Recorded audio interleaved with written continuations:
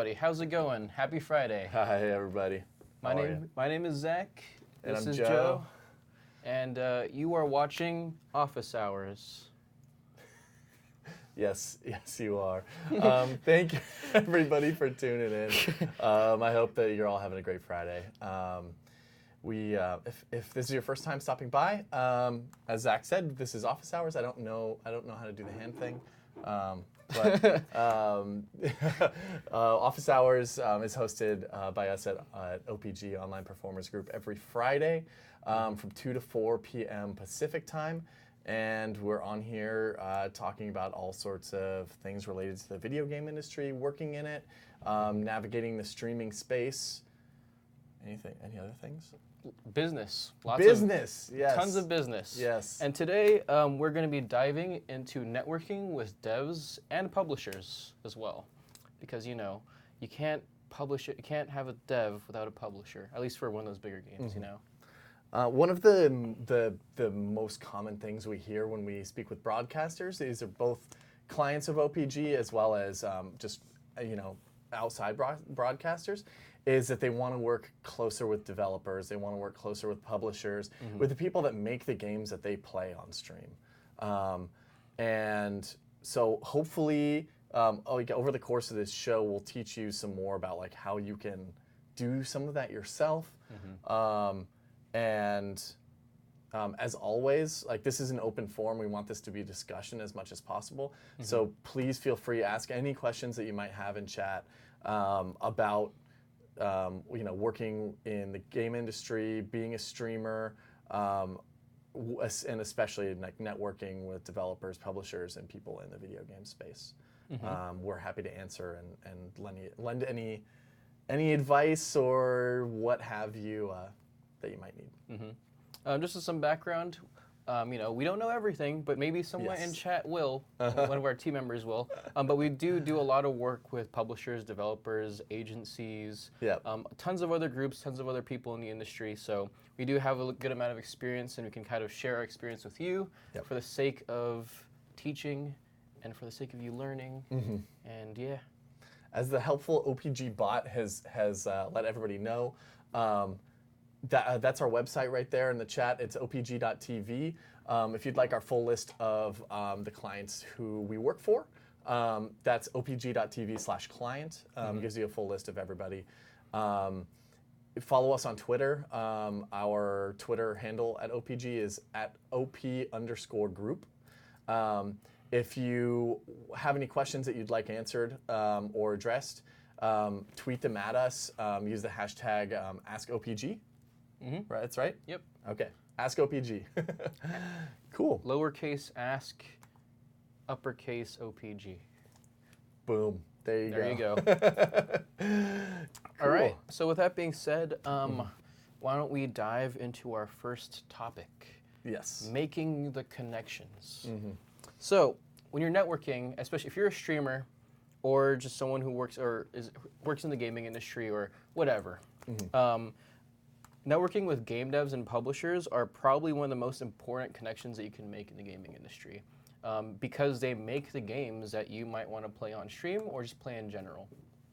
So finding these connections can be difficult for someone just starting out, but how I would start is, start looking up a bunch of game companies for games that you really like.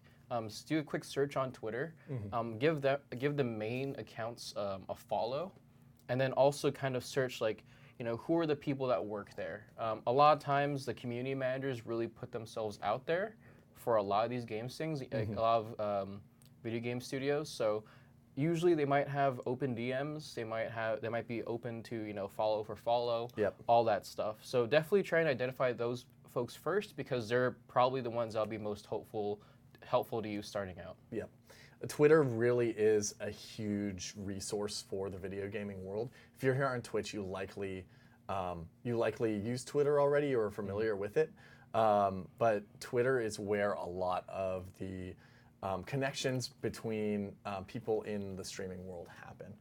So like Zach said, that's a great way for you to find a contact at whatever company you're looking for, either directly through their company account or if you're able to find somebody who handles community stuff with them, a community manager, and that sort of thing. Yep. A lot of companies, having a community manager is a very important position for them because that's how they are able to interface with the public. They are obviously they're working internally, whether it's a developer or a publisher. Developers working to create the games. Publishers are working to give resources to the developers, and then also make sure that the games are marketed and that people know about the games. So having that public interface, a public face for them as a community manager, is very, very important. That community manager is going to be responsible for working with both the customers who are interested in the game and maybe have questions about it, handling review copies for outlets who are covering the game from like a news or review perspective, or then and as well as working with streamers or other content creators to make sure that they have the keys as well as like the talking points and the necessary materials for them to be for people to be able to explore the game and show the game off to their audiences on stream, on their YouTube channel, Facebook, what have you. Yeah. There's also a ton of unique opportunities that can come from community managers.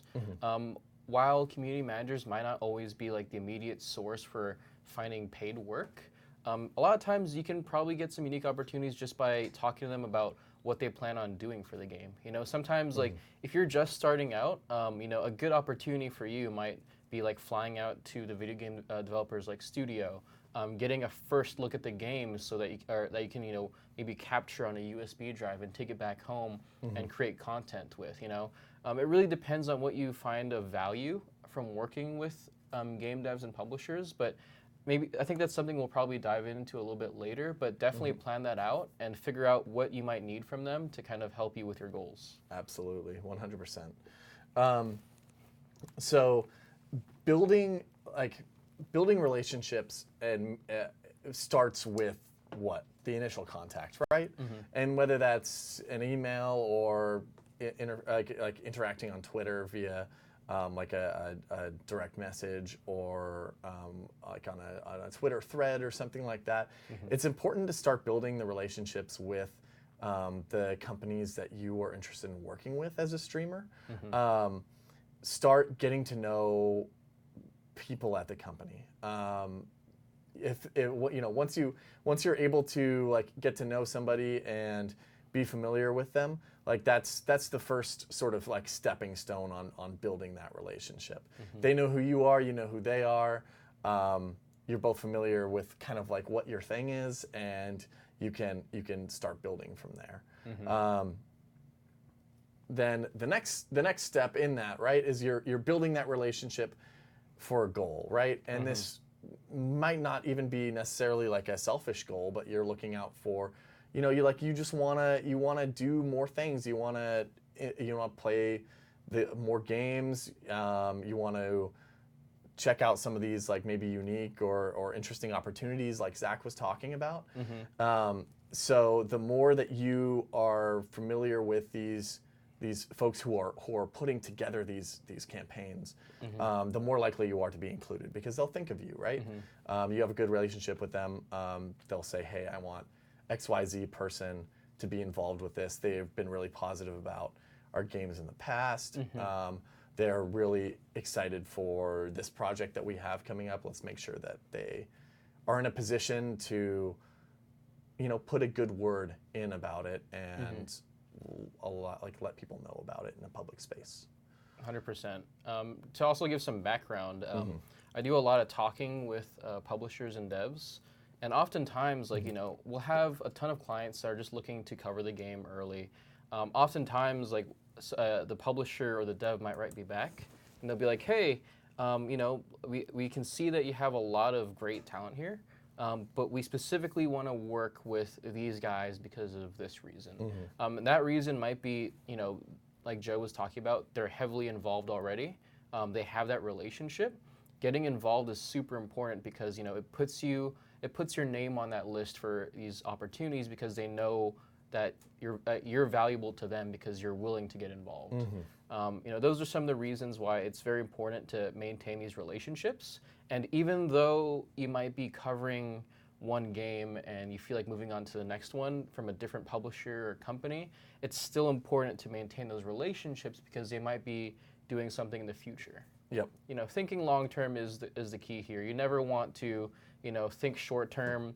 You know, get a key out of someone and be like, hey, see you later, bye, I'm out. You know. Yep. So part of that, right? And we'll get into the follow up later on because that's a really important step in the process. But just like in general, like the part that we're stressing here, and it says it. God, where does it say it? Right down there, right here. Make those connections, right? Making connections can be a little bit daunting, right? Like you don't, if you're coming at this, you know, you don't, like you're saying, like we'll use a company that a lot of our clients really like working with and play a lot of their games, Paradox, as an example. You know, maybe you have played Stellaris or City Skylines or something like that at home, and you're like, wow, I love these games. Like, I'm starting up as a broadcaster. I really want to build a relationship with these guys and these girls. Like, how do I do this? Find those connections. Use the resources available to you, and you know, try and make a good impression on people. Yeah, City Skylines is good. There's a lot of booty emotes in chat right now. Yeah, there's a lot of weird stuff. I don't know what is going on over there. Yeah. But so that's a lot. Those are a lot of. That's like 3 emotes in a row. Yeah. That include some sort of booty. yeah. Moving on. Yeah, blame Oliver. That's an easy one to do. Another important thing, I think we might have briefly talked about it earlier, but you know, meeting with devs and publishers at conventions, I think is like almost a huge win, like every time. So you know, if you're starting out streaming, it can probably be really expensive for you to like plan out going to conventions, and you know, a lot of time, maybe like conventions you go to hang out with friends, but if you're doing business, you really want to have a plan when you're going out to these things because you want to plan to meet with, you know, the people that you really find valuable meeting with, and a lot of times that's going to be a dev and a publisher. So sometimes it means, you know, making that connection online first and maybe meeting them in person. I know that's a huge thing because if you're already talking to them through maybe DMs or email, that's one thing. You've already got it started, but the second you make like a face-to-face interaction or maybe even hang out with them a little bit while they're at the convention if they're not super busy, that can be very valuable because they want to, you know, hang out with broadcasters, content creators that are passionate about their games. Absolutely. It's a great way to kind of take the next step in that, like take like another step on the road to building and like forging a strong relationship between you and whatever brand that you're looking to work with. Is that in-person meeting, right? Like, just as Zach said, you know, meeting face to face and being able to have that interaction, person to person rather than online, is there's just no substitute for it. And going to these trade shows is a good way to connect with brands, because the brands are coming to where the broadcasters are at this point. The industry has grown enough that when that a lot of these brands are really finding the value of Twitch, right? Like they see a lot of success running on and a lot of video game success as measured as like success on Twitch and on YouTube and these content creation platforms. People are watching minutes and hours and millions of hours of these games being played every year. They want people to play their games, right? There's a huge audience out there for this type of content. So who makes this content? The broadcasters, the Twitch streamers that go to TwitchCon, or whether they stream on Mixer or Facebook, or you know, create content on YouTube, etc. Caffeine now, like the audiences are there and they want content. So the brands want to go to where the content creators are and make a good impression and ultimately convince these people to play their games. So this is a very good, conventions are a very good place to go and meet with people there. Yeah, definitely PAXs and all that stuff. Yeah. Basically, there's so many publishers, so many developers, so many games on the show floor. You know that like at TwitchCon this year, right? It was great. There was a lot of streamers there, but you don't see a whole lot of like video game booths there. No. Probably saw like 3 or 4 big companies on the floor, and then that was it. But go to something like PAX, like PAX East. PAX East is huge. PAX West. Yeah. Anything where all the video game devs and publishers are, that's where you want to go. Yeah. If you want to take an early look at a game, you want to connect with the people that are on there, like demoing their game, before, like months or years before it even comes out. Yep. So part of that is doing research, right? As Zach said, going to conventions can be very expensive. And I was talking about this just yesterday with Pims, one of our other account managers that's here in chat with us. I was talking about this with her yesterday, just how expensive attending these conventions can be. It can be extremely expensive. Now, there's a lot of value in going to conventions, but you want to make sure that you are also getting out of the conventions what you need, and you're not just taking just a massive loss on building these relationships, right? Like as an up and coming broadcaster, that's a lot of who we want to reach with office hours, right? Is like people that are building their streams and continuing to grow and looking for ways to just expand their reach, expand their influence on whatever platform they're on. And going to every show every year is prohibitively expensive. It's going to be thousands upon thousands of dollars if you try and do PAX South, PAX West, PAX East, E3, TwitchCon. If you try and do all of these shows every year, it gets very, very expensive. Yes.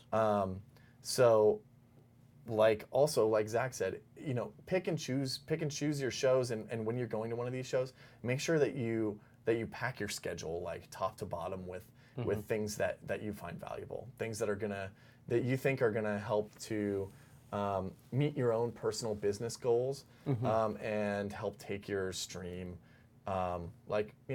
just take one more step forward.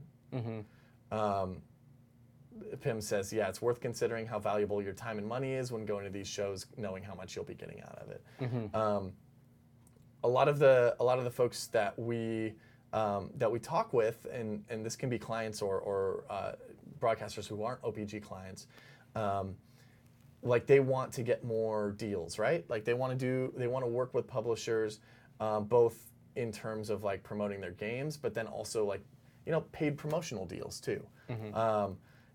And going to some of these conventions, putting a face to the name, and a very like professional attitude, these sort of things are extremely valuable, and you really cannot substitute them, because when a publisher or a game developer has X budget to spend on content creation to promote their game or their DLC or whatever it is when they're launching, they have a finite amount of money, and that money's going to go somewhere. If you can put your hat in the ring there and leave a really good impression, then you are that much more likely to get a piece of that whenever that campaign rolls out. Now, that being said, going to each one is going to be so expensive that it's probably just not going to be worth it. A lot of our clients have found success going to conventions. Maybe they'll pick one or two that they go to every year, or they'll do a rotation. They'll go to one year and they'll go to one another year. But some of our clients who do the most work are able to work with companies who will help them out with things like travel, covering flight costs and hotel costs, and giving them some work to do at the convention and that sort of thing to help to mitigate that cost from both paying for all of the above that I just mentioned, as well as missing time away from stream, where you won't be directly generating sub revenue as well as any of your tips and that sort of thing that you're doing on your channel. Now, while meeting at shows is very valuable, like Joe said, it can take a lot of money. So sometimes all it takes is a really well-written email. Yes. To the publisher, to the dev, to the community manager you want to work with.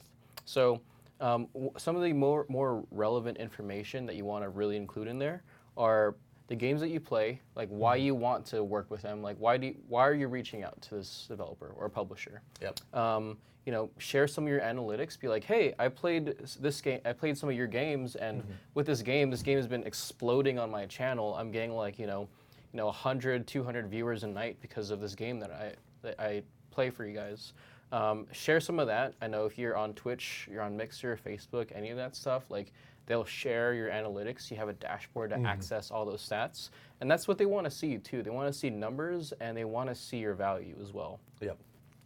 Don't sell yourself short on that. You might consider yourself as a small broadcaster, but like be honest about it. Like, don't undersell yourself. You have value. And even if you have what you consider like a small audience, that could be totally acceptable to a publisher. We in terms of the way that we like determine rates for broadcasters across Twitch and other live streaming platforms. We found that smaller audiences, in terms of like numbers of active eyes watching the content. Some of the smaller audiences tend to be more engaged because they're truly there for that person, and they'll take that person's word on something or somebody's recommendation on something because they trust it to be an honest review, to say, hey, yes, I got this game through their community manager from a code. I like this and this about it. It can use some work in these areas, that sort of thing. Like it can be extremely valuable, even if you have a small audience. Use the analytics tools that are available to you, and it'll go a long way. Yeah, I feel like it's very important to consider that the first email that you're sending to the dev or publisher, like you want to think of it as like it's probably going to be one of the most important emails that you send out for your business. Yeah. So you want to make it short and concise, but not like super brief. You don't want like one or two sentences be like, hey, play your game, here's my channel, here's my numbers. You kind of want to talk about, you definitely want to talk about why you're valuable to the dev or publisher, and you don't want to sell yourself short. I know Joe just mentioned that. I know Janessa, she put out a tweet recently, which was basically like, hey, advice for affiliates / micro-influencers like her. It's okay to be selective with what brands you rep. It's okay to ask for a contract and request edits. It's okay to ask for payments, not just if you're a partner or something, because there's value for everything that you do, and don't sell yourself short because you're small. Like, I 100% agree with that tweet because we co-sign on that. It was perfect. Yes, like while things might be harder, if you're a smaller streamer starting out, you kind of don't want to be like everyone else, in the sense that you'll take every sponsorship out there. You want to be able to be selective. You want to grow your brand because your Twitch stream, your channel, your community, that's all you. So you want to be focused on that. Yes. Also, hey Xanatex, how's it going? Hey Xanatex, welcome. Yeah. If you can't find that email address, reach out on social media. If you can't find them on a DM, or DMs are just not a possibility, they don't have them open or whatever, like a simple mention on Twitter, inquiring, hey, who's the person to reach out to for this? Who's the person to talk to about X, Y, or Z? That can really help out. Yeah. You could also do some LinkedIn stalking too. Yes. That works too. Good. Like, surprisingly, you can find a lot of emails through Google and stuff like that, even if they're... Oh my God, Dragante. Oh my God, that's horrifying. That is real creepy. It's good to see also, you. hey man, how's it going? I wish I never saw that. But yeah, like, there's... What was I saying again?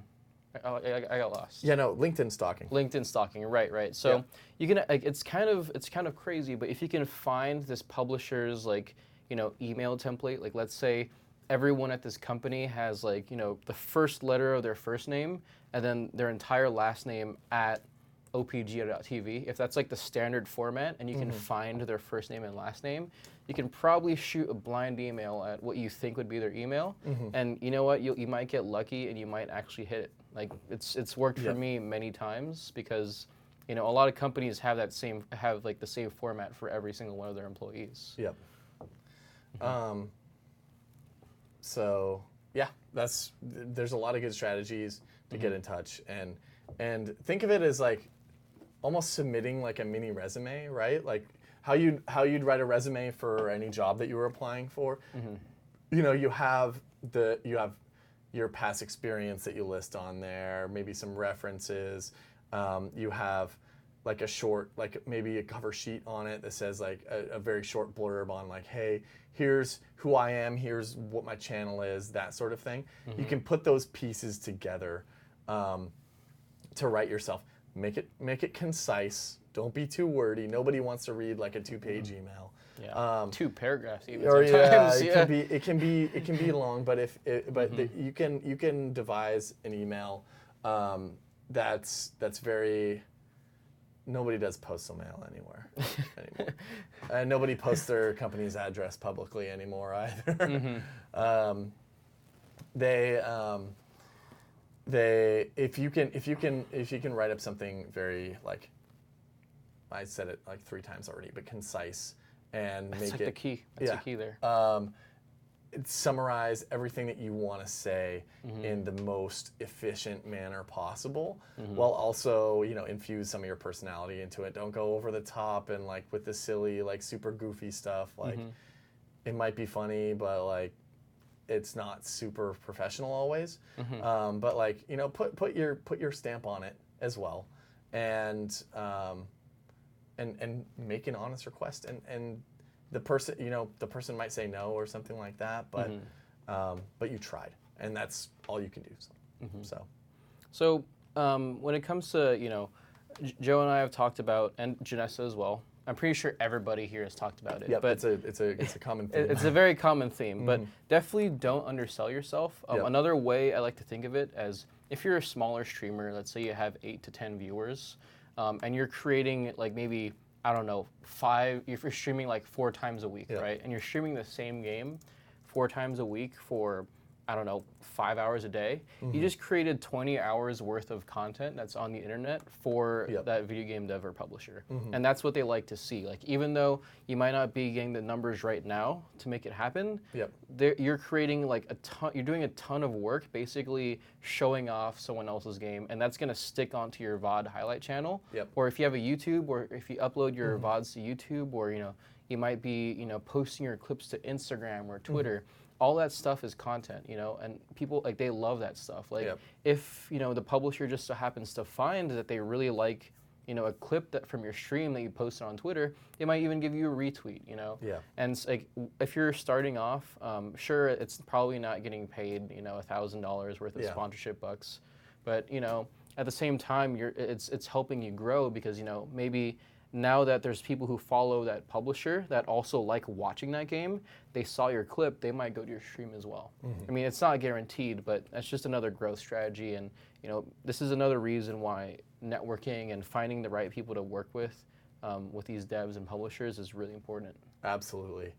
To piggyback on what Zach said, if you can do things like create like little like reels for yourself, like little highlight videos from, if you played a game on stream for, like you said, 4 hours or something like that, like cut down like some moments from the stream that you think might be valuable to the company, and send that to whatever community manager you're talking with, or if you're doing some outreach directly to the company, include that in there and say, hey, like I've loved creating content on your game.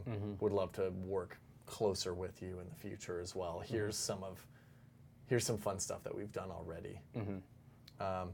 Something like concrete and tangible can go a long way. Something that they can actually see and look at and maybe laugh at or appreciate, and also like when they're then getting requests, they're going up the chain to talk with their bosses, etc. They can say, "Hey, this person has played our games before, and it's not just and they can demonstrate that. Mm-hmm. It's very valuable. And if like you know, if you're not really like a full variety streamer, but you're kind of a streamer that follows a direction, like a genre direction. Like let's say, I don't know, I like to play a lot of first-person shooters, and I like to jump through like all the different types of first-person shooters out there. You can showcase that off to the dev or publisher you want to work with too. Like, hey, these are all, I only play first-person shooter games because I'm good at them, and I share a bunch of strategies that I find with first-person shooter games everywhere. Having that resume, like even if you've played a different game, something different from the publisher or dev you want to build a relationship with, you can share what you've done, the work that you've done with them as like as a resume type of thing. Like let's say, I don't know, like take for example Jack Frags, right? Yeah. Or Jack Frags, Sacriel, Level Cap Gaming. A lot of those content creators, are very focused on shooters. So they can say like, hey, I've played Battlefield, I've played DayZ, Arma, all these games, PUBG, and there's this new shooter game coming out, and I really want to get in on this because I want to cover it. You can share everything you've done for those previous games as an example of what you're going to do for them, and they're going to be like, holy shit, like this is amazing content. I want this for my new game that's coming out. Absolutely.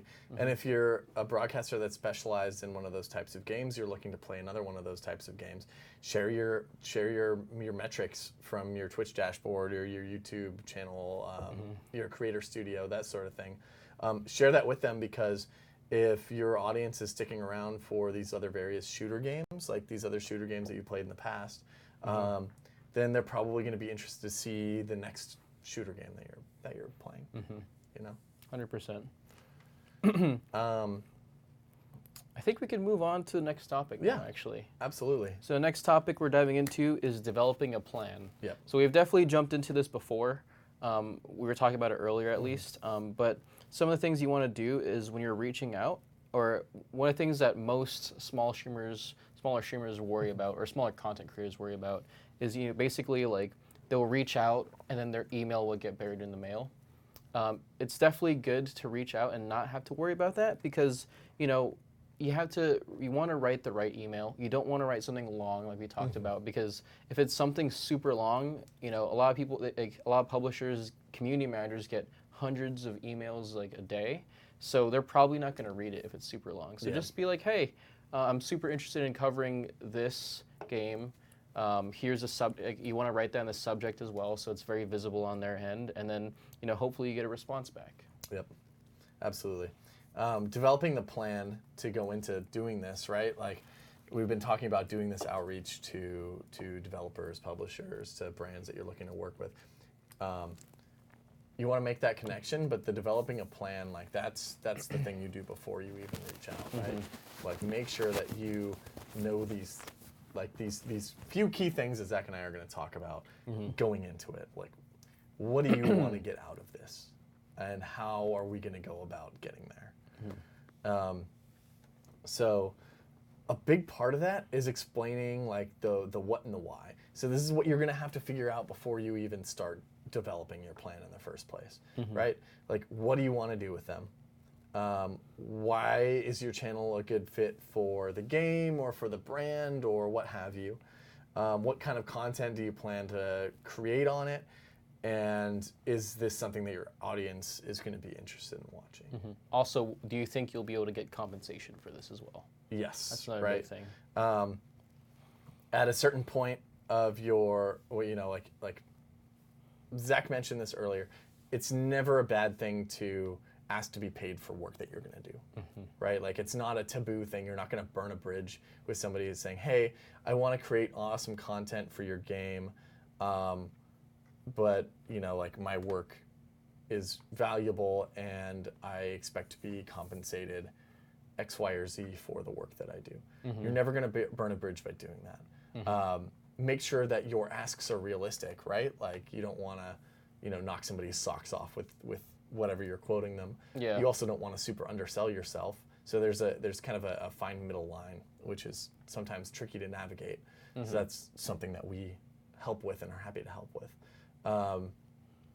But you're never going to like insult somebody by asking to be compensated for work that you do. And if you do insult somebody, that somebody is insulted by you asking for compensation for your work, then it's probably not somebody that you want to work with. Yes, I agree.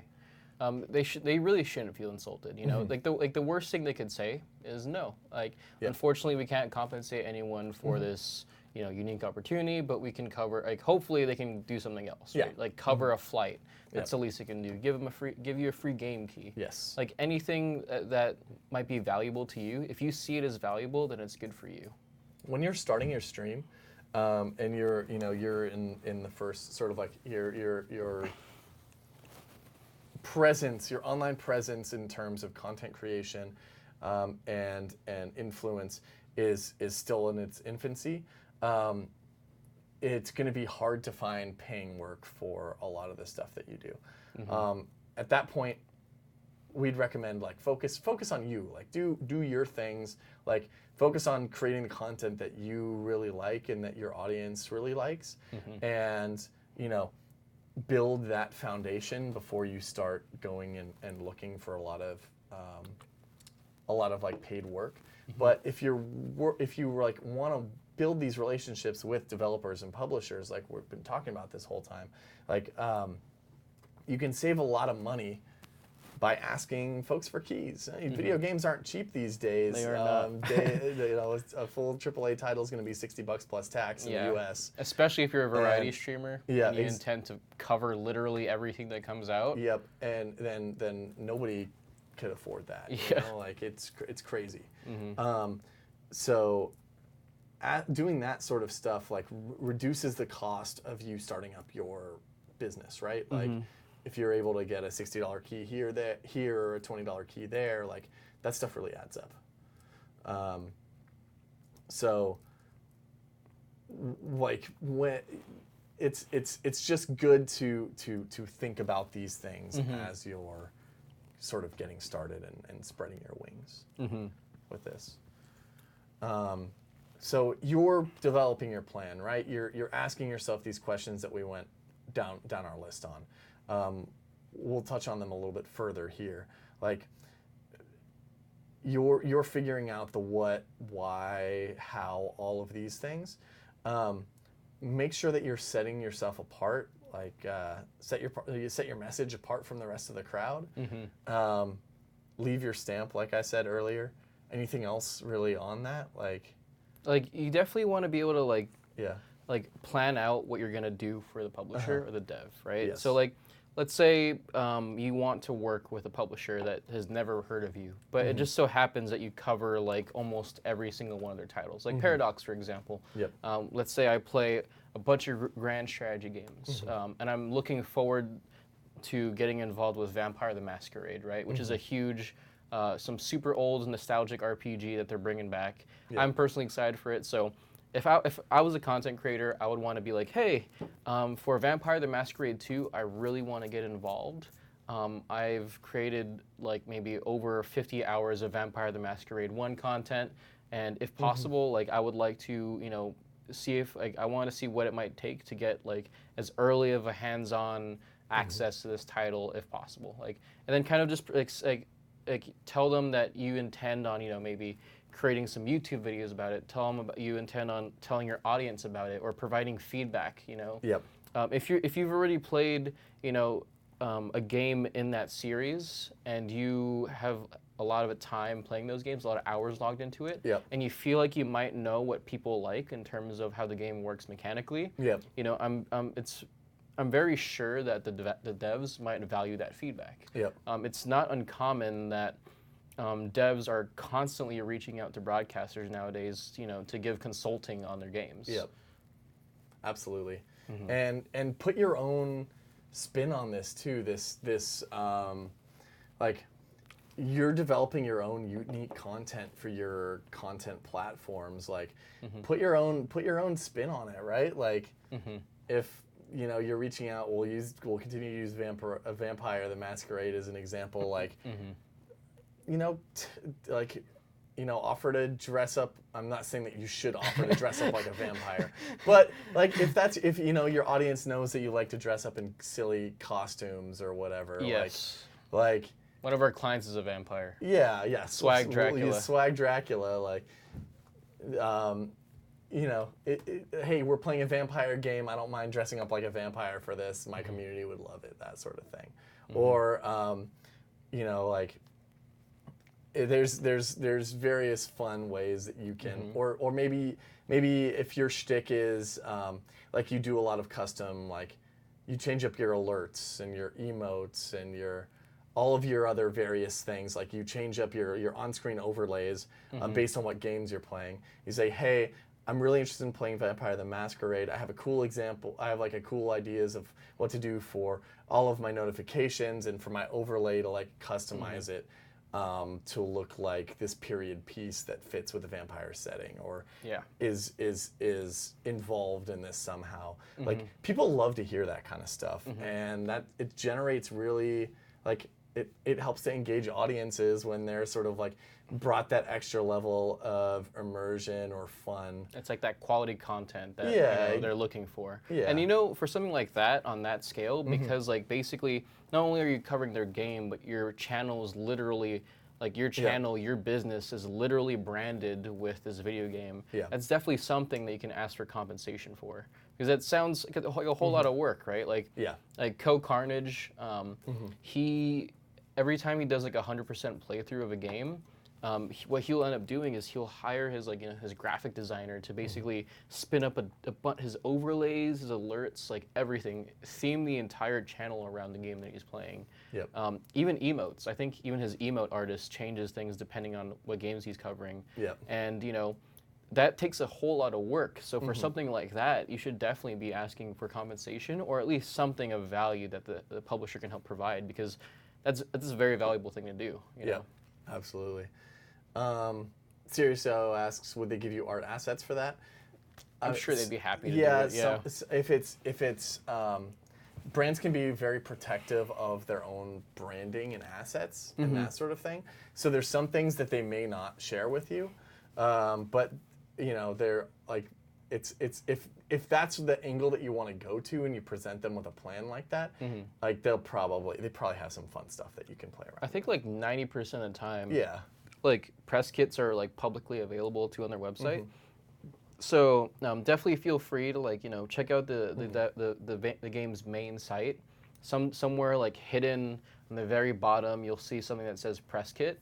And usually when you go to the press kit, it gives you like all the information, all the talking points that they want out about that game, and also like some art assets that you can use probably.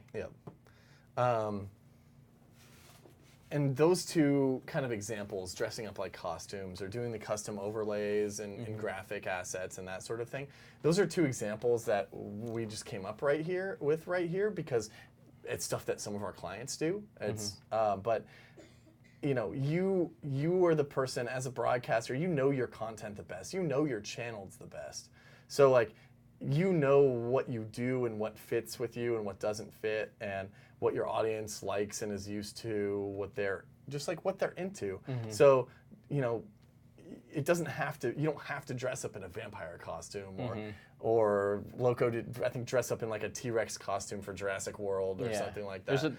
There's like no ceiling for content creation. Yeah, you don't have to do any of that kind of stuff. But if you have sort of something that's your own spin, your own flavor, like definitely incorporate that when you're talking with these brands, because they like to see that stuff. They like to be like, people get into video games because they're fun. That's why I love video games. It's because I have fun playing them.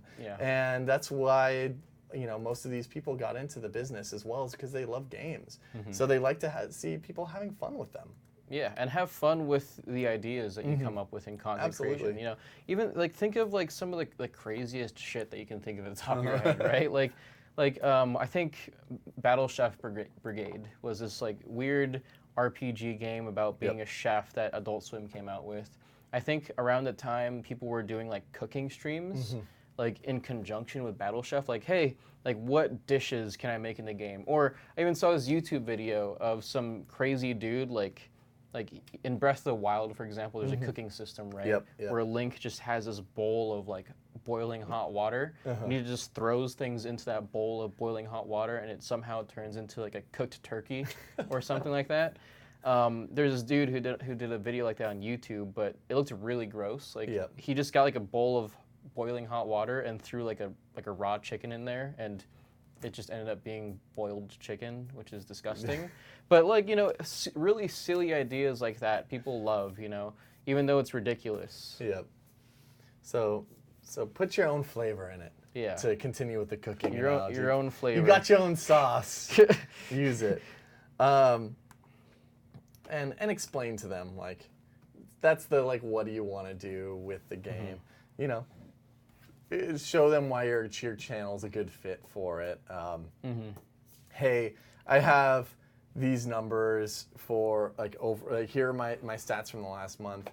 But, you know, I did a playthrough of Vampire the Masquerade 1, and my audience loved it, and my numbers were, you know, up here as compared to my average while I was doing this playthrough. Show them those sort of things, like, yeah, my audience really likes this kind of content. If you're able to come to them with a defined plan of, like, what you want to do, why it could be a benefit to the brand, that's really, really just important. Just like build the value there. Yeah, Twitch's legal page about their assets has a bunch of great info, explains what's acceptable to them for use of those assets. Yeah, absolutely. Make sure that you have permission for the assets that you're using. Like Zach said, those publicly available press kits, those are publicly available. They open those to the public so that you can use them.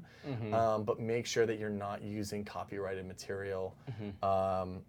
Brands can be very strict about that. And the last thing that you want is for you to go to all this effort and use some branding that you're not allowed to, and they put in a claim for you and take down your content. 100%. Like, I think this goes for everything. Very, very good point. Everything restreaming, anything when it comes to restreaming. 100% of the time you need to get that cleared, like all the time. Even if you have a really good relationship with that company, or like let's say, you know, the top heads at E3, or you know, like you have a huge relationship with, like, you know, Blizzard or whatever. It doesn't matter if you're restreaming any type of content. If you're restreaming, like, I don't know, the E3 coverage or whatever, like all like the videos of the conference or the BlizzCon, definitely ask for permission, because you can easily get DMCA that same day, the second you start streaming it. And, like, you know, face all those issues. So not only your content coming down, but can potentially put your channel in jeopardy and stuff like that. Like get like a week full suspension, ban, and basically until you you know, reach out to Twitch to bring your channel back, you'll probably be down for a while. Yeah. Cross your T's and dot your I's when it comes to using when it comes to using company assets. Never heard that one before. What does that mean? Cross your T's and dot your I's. Nope, never heard that one. It just means make sure you double check what you're doing. Yep. Xanatex quotes, do use Twitch's trademarks only as an adjective and never as a noun or verb. Yeah. So don't Twitch, stream on Twitch. There should be a section allowing you to monetize your content through streaming. Have some pages bookmarked for references. Yep. Yeah, absolutely. The most, I think that'll be available, like, with a lot of press kits and that sort of thing.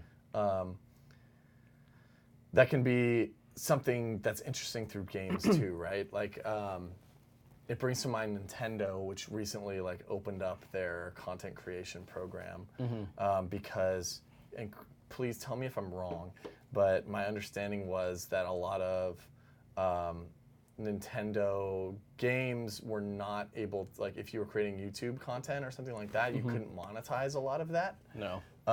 Because Nintendo saw it as you were making money directly off of just playing their product, and they didn't like that. Nintendo's very strict about that stuff. Fortunately, they've opened that up some, and they've become somewhat less restrictive on that. Yeah. For the most part, especially on YouTube, I think, for you to monetize your Nintendo content, you've got to sign up to be Nintendo brand ambassador, which is one of those programs that you're not going to guarantee getting into because they have like a pretty rough screening process, and in general, Nintendo's hard to get in touch with already. But yeah, definitely take that into consideration. Absolutely. It's part of developing your plan, right? Like this is the homework that you need to do when you're planning to reach out to a company. Make sure that you are doing your homework to be able to do what you want to do, present your plan in the best way that you can, and make sure that you are putting your best foot forward, and then also making sure that you're not going to get in trouble for something. Yes, make sure you don't get in trouble. This kind of fits into developing a plan and making those connections. But let's say if you're reaching out to a publisher for a game key, and you're trying to get early access to something, right? Yep. I think for a lot of streamers, early access is a huge gift to their channel because you might potentially be one of the few streamers that actually gets to cover the game first. Yep. I know, a lot of content creators want to get ahead as well. Like even YouTubers, if they can get ahead on early access keys, like review copies, like if you ever watch like IGN reviews, they're making that content like maybe like a couple of days to like a week before the game actually comes out. But you also have to do your research or actually read through the instructions that the publisher or dev might give you, because they might set embargo guidelines, right? For example, like let's say they'll tell you, hey, you can't stream past chapter 3 after you beat this boss. Yep. Or you cannot go further, cannot create video content of anything further than this part of the game. It's kind of crazy how they don't have these builds to really stop you from getting to those sections. Yep. They literally just give you the full game, but you just have to make sure you can't share that stuff, especially for single player stuff. Especially for single player games, because right away you'll probably get DMCA'd. If you break those embargo guidelines, you'll get DMCA'd. The publisher dev will probably never want to work with you, and that might even spread. Like let's say you want to work on another game, they might hear from that same publisher especially because people in the game industry move around so much. Someone might move to a different company and be like, hey, do not work with these people because they don't abide by embargo guidelines. They broke embargo guidelines. This sort of thing. Yeah. So make sure you read up on that. If you're signing an NDA, make sure you read the NDAs that they're sending you for early release keys, because most NDAs are just like don't talk about this thing. But sometimes they go a little bit further to the point where they can potentially like own all that content you create and can take it down with any notice. Yep. So just be real careful about that stuff. Yeah. A lot of the times with the embargo stuff, they are giving you access so that you can familiarize yourself with the game, potentially pre-record content, but you cannot publish it live, whether you're streaming it live, whether you're pushing a YouTube video live, etc. You're not allowed to show whether it's the entire game or a portion of the game or something like that. There's certain stuff that you're not allowed to discuss. Read your contract. Read the contract, yes. And Xantac, sometimes those embargo guidelines can apply to streaming. It just really depends on what they're looking to do for the game. A lot of times, sometimes the game publishers or devs decide that maybe like these portions, the beginning portion of the game up until this point isn't like too much to show off that it warrants like massive spoilers until like a certain point, right? Yeah, so they say, hey, you can play the first 3 levels of the game, but make sure that after you beat the first boss fight, like you can't show anything past that. Yeah. Something like that. I know the biggest example for this one was Sekiro: Shadows Die Twice. That was a From Software game. A lot of Dark Souls fans, like that's like a new genre where it's like a hardcore like action RPG. They loved Sekiro. A lot of people were told, not to go past a certain point. So as soon as they got there, they either like, they might have like tried to do a rerun of like the first couple of levels, or they just moved to a different game entirely. Yeah, absolutely. So there's strategies that you can do. make sure that you are paying attention to these things when you're working with a company, so that they are very happy with you. When they're doing the review for the next thing that's coming out, they'll say, hey, yes, Zach made sure to abide by all the embargo guidelines. He didn't violate anything. He didn't make more work for us, so let's make things easy for him. Yeah, definitely doing good work and maintaining good relationships with publishers and devs go a long way. And Joe and I, all the account managers, have seen it because we get to see the emails that come in for our clients, and you'll often see hey, how's it going, Retro? You're the only person from the OPG roster that we love to work with. Can we are you interested in doing this thing with us? I mean, it's not really he's the only person, but that's just an example of how sometimes publishers might choose you over a ton of other people that they want to let into whatever they're doing. Yeah, absolutely. Xanatek says, yeah, when people don't even know what they've agreed to or what they've signed, when it's typically spelled out pretty well. This goes ask questions.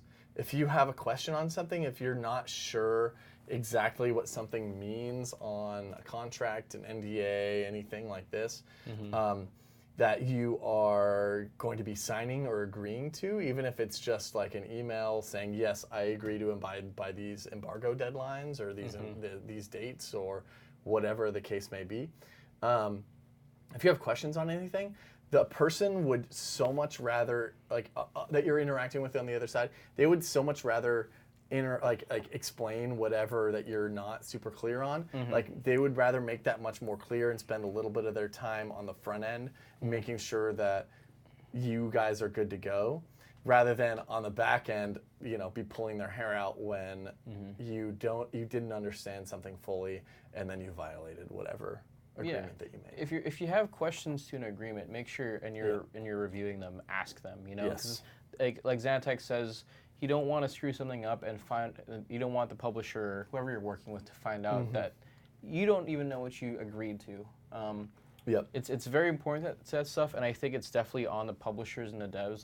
They should be doing a good job at making sure that they're notifying the people that they're working with that they're in breach of a contract.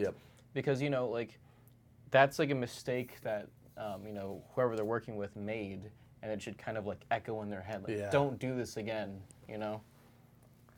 So yeah, you want to start talking about follow-up?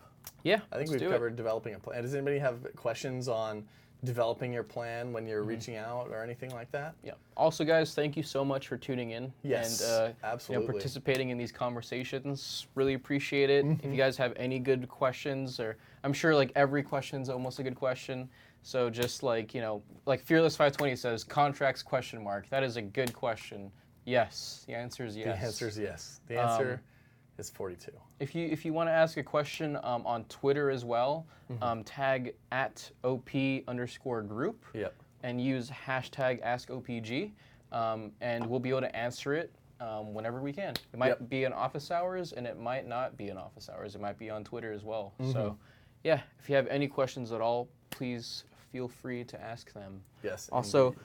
Oliver likes my hat. Boom. There you go. There you go. I'm so on brand today. All right, so jumping into follow-up. So when you're in follow-up stage, you've done the thing, right?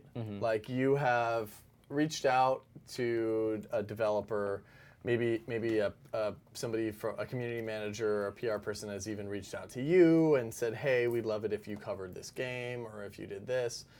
Pineapple on pizza, the answer is no.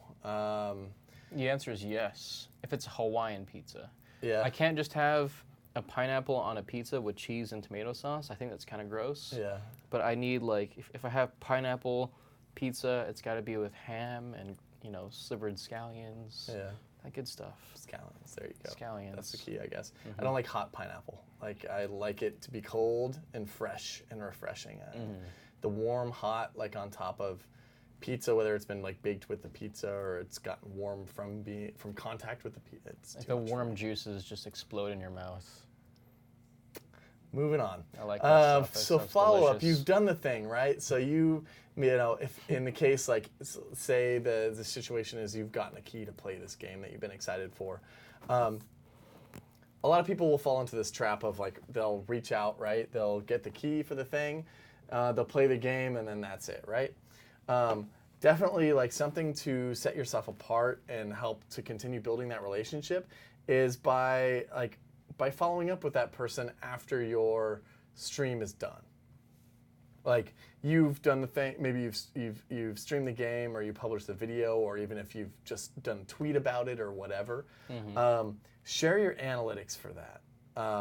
Go back into, if it's Twitter, Twitter has a great analytics suite. Twitch has a pretty good dashboard that they use. I like YouTube's Creator Studio.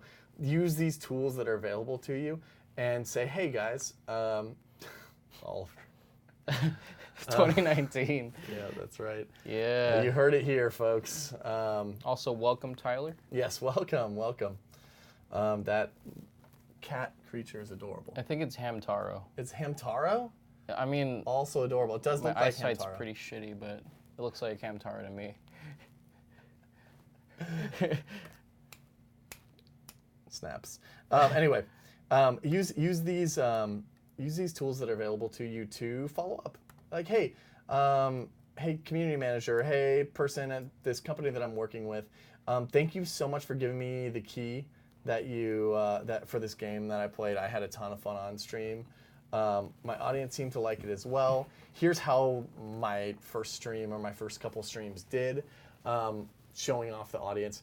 Send them a clip. Send them a link to a video where if you uploaded the VOD or you made a highlight on your Twitch channel, like send a video back to them. That sort of thing is super helpful because people want to know these numbers. They'll say, hey, we gave out all these keys for this game. Like, what did we get for giving these keys out? This inventory that we have. And then the community manager can say, hey, yeah, I gave a key to X, Y, or Z, and this is how their stream did, and this is how their social media post or their video or whatever under the sun. This is how it performed in terms of how many people watched it, how well it was received, etc. If you do that as a courtesy, 100% they'll love you right away. They'll be like, oh my God, this person did not have to do this at all. Like, I didn't have to ask for it, but they're just willing to provide, viewer minutes, average concurrency, like how reactions, because that's what they're looking for too. And I think a lot of times, a lot of publishers are looking for even reaction clips. You'll often see, like, let's say, you encounter like this really funny moment in this game, right? Something really funny happens to you, and then your entire community clips it, and they're like, "Oh my God, this clip is amazing!" Yeah. Send that over to them because maybe they might really like it, and they might want to use it in their marketing videos, in which you can probably request a small fee from them. Yeah. There you go. Yeah. People make these games because they want people to have fun with them, and if you're able to show these companies that you're having fun with their game, especially if it's like, the most harrowing moments for a lot of these game developers or publishers is in those first few days after their game launches, right? Because they're like, we've put years of our time and so much money into making this thing a reality, that like showing them that you're having fun, your audience is having fun, enjoying the game is awesome for them just as people. And then as Zach said too, like games want to support the creators that are supporting them and telling people about their game, that spreading that word of mouth. And if you're creating awesome clips for it or awesome content, then a lot of times they'll want to share that, and that can benefit everybody involved, right? Yeah. And as he said, you can, if they're saying, hey, we're putting together a video of all of the like funniest clips from our game, or whatever the case may be, or we're putting together a marketing video that we're going to be sending out. Can we use your clip? And you say, yes, you know, you can definitely use my clip. I do charge a licensing fee.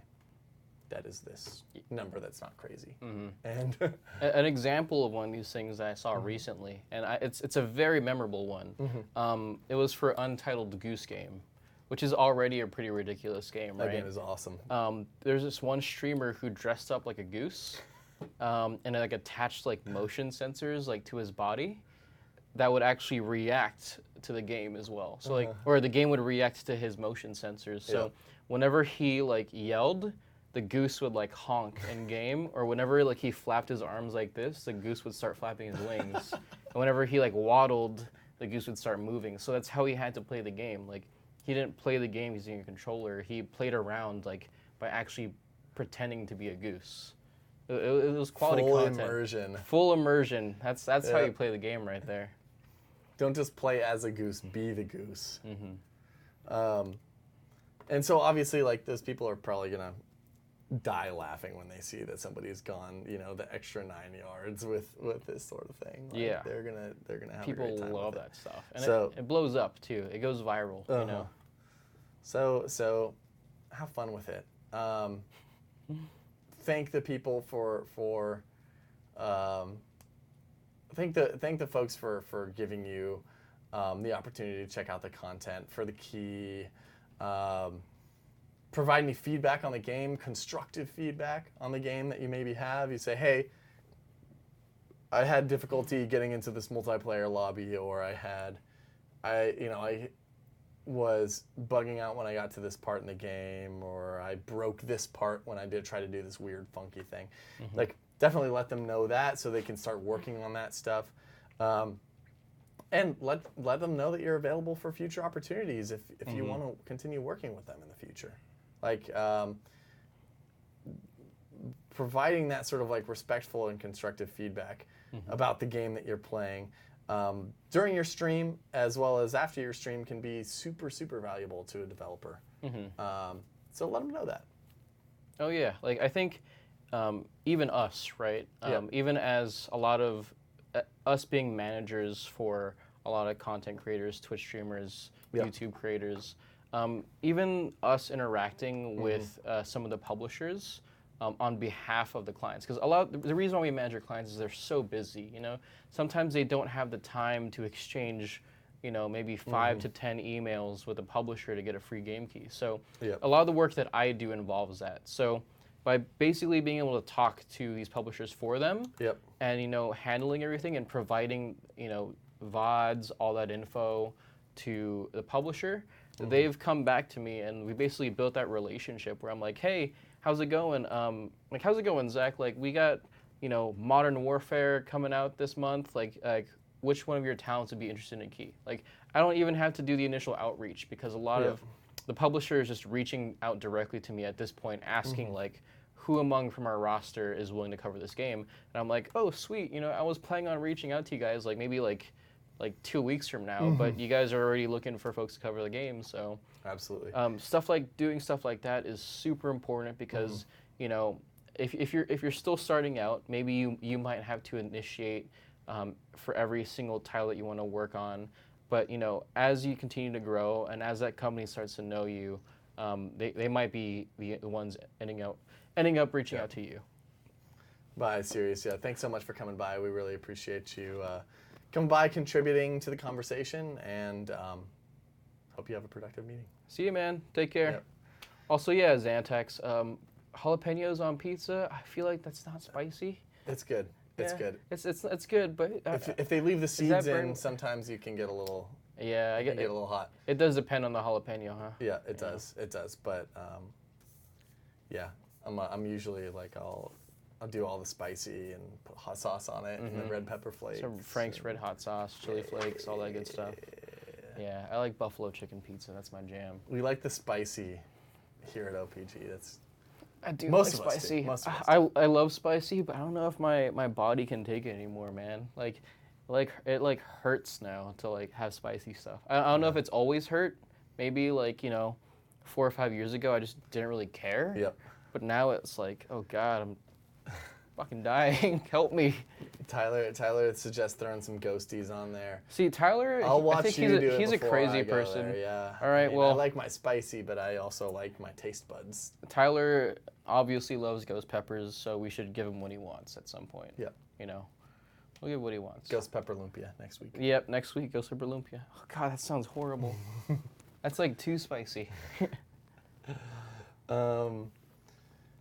You're following up with whatever developer or publisher or what have you. You know, figure out what they have coming up in the future and let them know what you're interested in, and follow the process again. Like, maintain that channel of communication.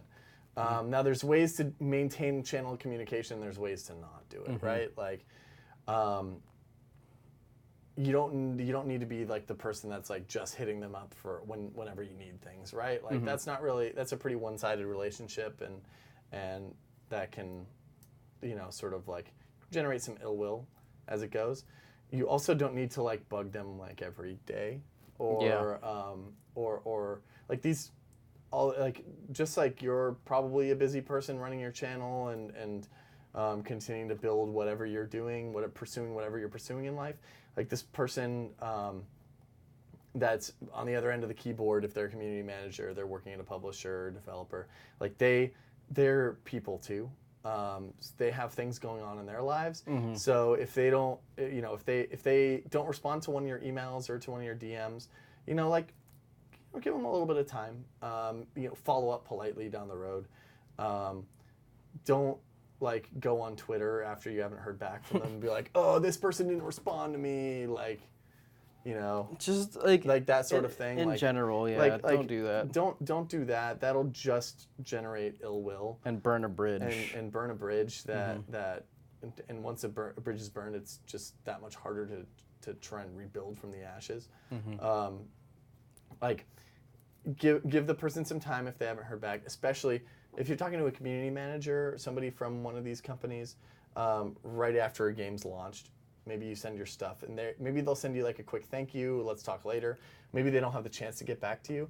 They're probably like fielding millions of things right now, and they appreciate your message back, but maybe they just don't have the time to get back to you yet.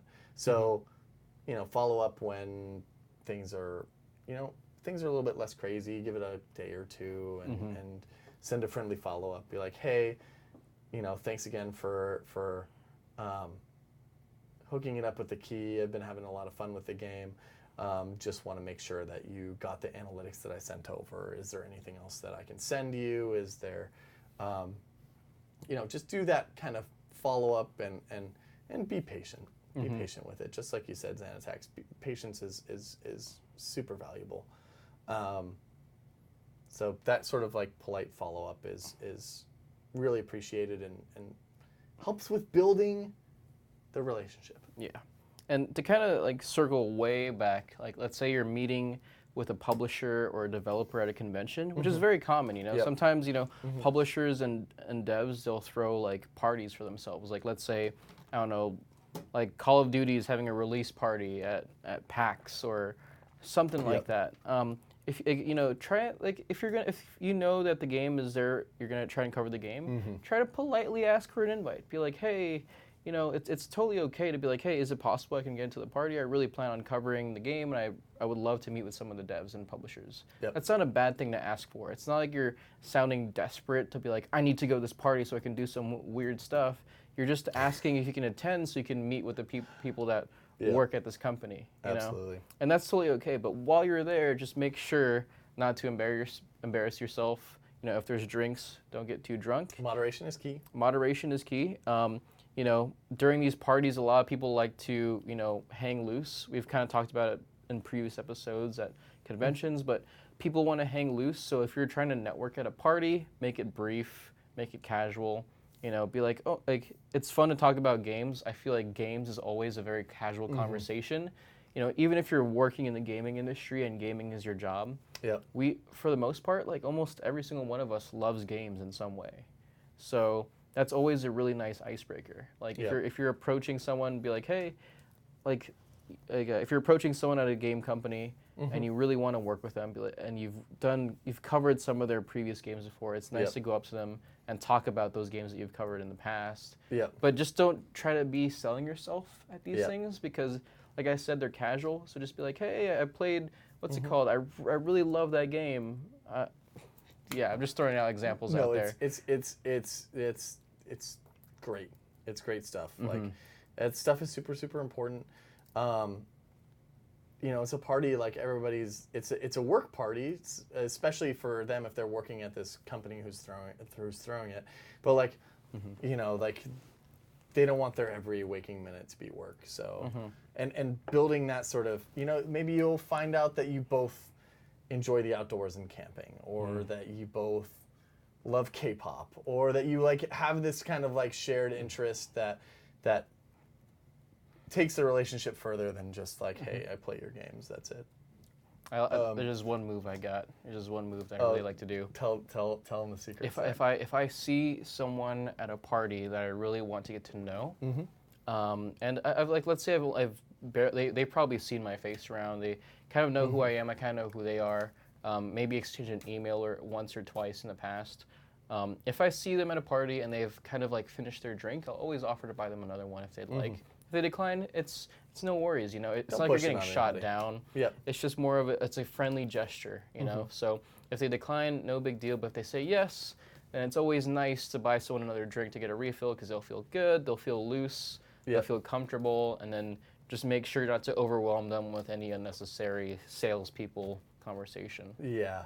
Also, we'll just continue talking about convention parties too, because we're kind of fresh off TwitchCon. Yeah. A little bit. You know, talk with the other people that are there, right? Like the other people that are there at the party are there for a reason, right? Like, whether they, you know, work for companies that company works with, they work for the company, but maybe not in like a direct, like, customer facing or broadcaster facing kind of position, or that they work in the space, or even if they are another content creator on the game, on like the game. You don't necessarily like just know somebody by looking at them. So if you know, you've sort of like talked with, you finish a conversation with somebody who you had, like the person that you've been working with at the company or something like that, get to know the other people that are there. Like, don't force it. Everybody kind of is having their own evening, and but like, you know, go talk to somebody new, or interface with somebody else, because you might find somebody that you can collaborate with in the future, or you just might make a good impression that can pay dividends down the road. Not even like just necessarily for your own like personal or financial gain, but like, you know, just make those connections, and you just never know what might happen.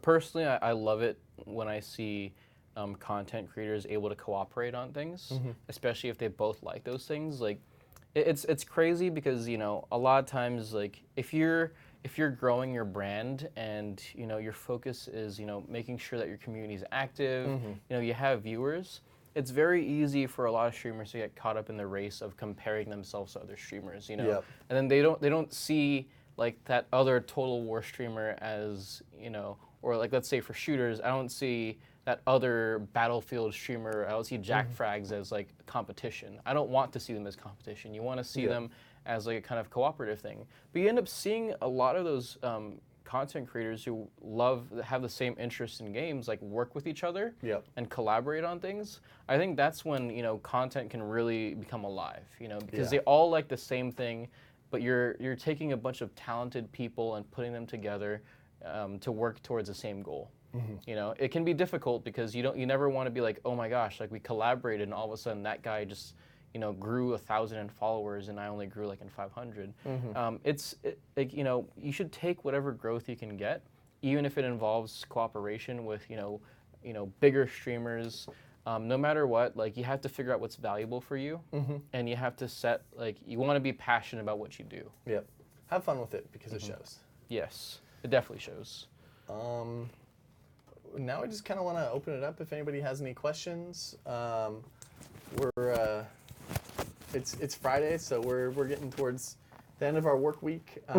Sort of winding things down. Got a little bit of course, there's always more to do. But wanna thank everybody for coming by. And if you have any last questions for us, you have anything at all, like definitely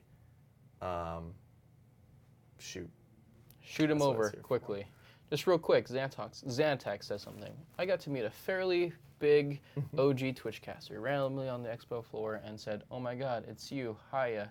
Very brief. Then later ran to the same at a bar and I got to actually ask a question, had a convo. See, that's good. That's very good. And you know, it's kind of weird how it works. Like sometimes when I'm at cons, I somehow continuously run into the same people over and over again. Yep. Like I might have never met this person my entire life, and then all of a sudden, like I run into them over and over and over again. But you know, like I've actually made really good friends that way. From PAX, from TwitchCon, just because I just keep running into them, and you know, you get to meet them, and then they might be in a completely different field for you. I know I met this one guy who was just like a video game journalist. I met him randomly at TwitchCon 2018, just going up an escalator, made small talk, and then I ran into him at another more private event, and I was just really surprised. And you know, even though we don't really directly work with each other, it's just cool to see how you can network that way. And you know, maybe in the future we might end up working with them. Like it really depends. Absolutely. And it's just good to know that, you know, get to know people in a very small industry. And Xanax, you say, like, you're glad that you hadn't pushed too hard at first. Like that's something that's also super important too. Because everybody's just people, right? At the end of the day, like, they could be going through a whole bunch of things. They could be like, just try and read the situation as best you can. And it sounds like you did a really good job there in reading that situation and be like, hey, like convention floors are overwhelming for anybody. Like, no matter if you've been to 100 conventions or this is your first one, like it can be overwhelming. It can just be a lot. Convention floor, like that person might be trying to get somewhere or they might have just got off something and they're like, wow, I want to go to my hotel room and like, you know, get my shoes off and like lay down for a second, you know? Or they could be in a situation where they're like very social and they're like, you know, feeling good and they want to chat and do all that kind of stuff. Read the situation. Try and read the social cues. It's very important. It can be very difficult sometimes. It can but, be. You know, do what you can. And if you're starting to feel a little awkward, then it's probably just time for you to go. You know. Yeah. And you know, politely excuse yourself and just do what you can. Yep. Cool. Well, guys, I think that. Yeah. I think that's office hours. Oh, Z Corona. Z Corona, our very own producer. The 9-month sub. Thank you so much.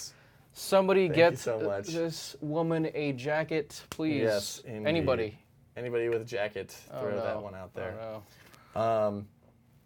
But otherwise, I think that's gonna be office hours for the week. Yeah.